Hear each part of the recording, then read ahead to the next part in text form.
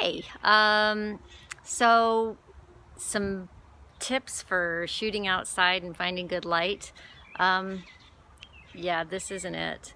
So a lot of times you'll hear people say, you know, oh, turn to the light, we gotta have the light on your face, but then you're gonna be squinting, or the person you're taking pictures of is going to be squinting. Pretty bad.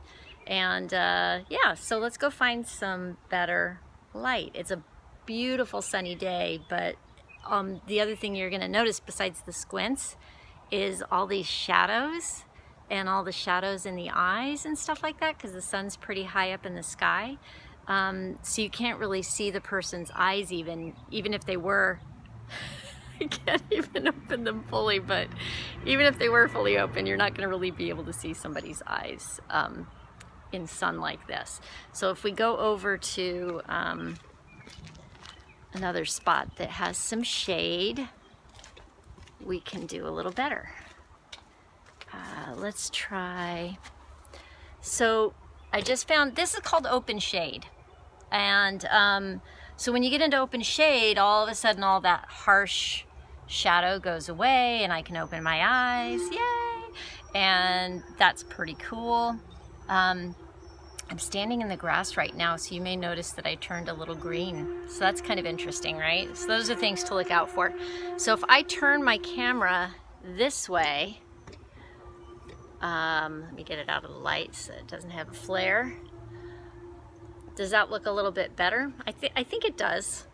So the green kind of went away, and the reason that that's happening is because behind me over here, there's this fence reflecting kind of a whiter light back on me.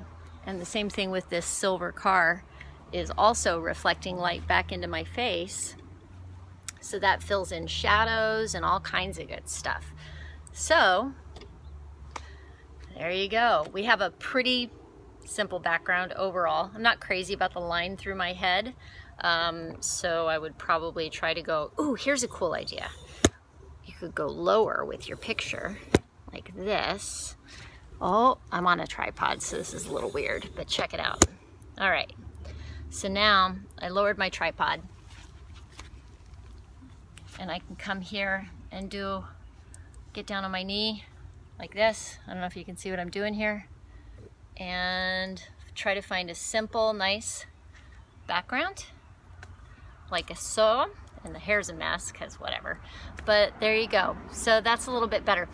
Next trick is a lot of times when you just face the camera like straight on like this, you're just getting kind of a, well, especially if I do it against the wall like this.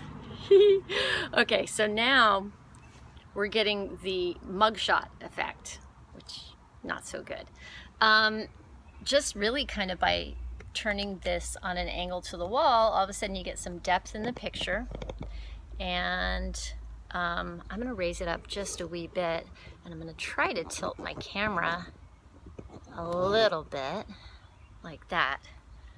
So, well, maybe it's a little too high. What I'm trying to do is, instead of having my face here in the center of the picture, I want to lower the camera down so that my eyes are on the third of the picture. Let me see if I can point this out. This right here is the rule of thirds.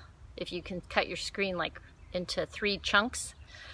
So if you're taking a portrait, it's nice to have the eyes like on a third right there. So that's just kind of a funky little thing. And then the next thing that you want to watch out for is this, shooting up the nostrils, or this kind of smile where you get all this stuff. That's just from keeping your head back or keeping it up like this. This is like something you don't want to do. Anything that's closer to the camera is going to look bigger. So right now my chin looks huge.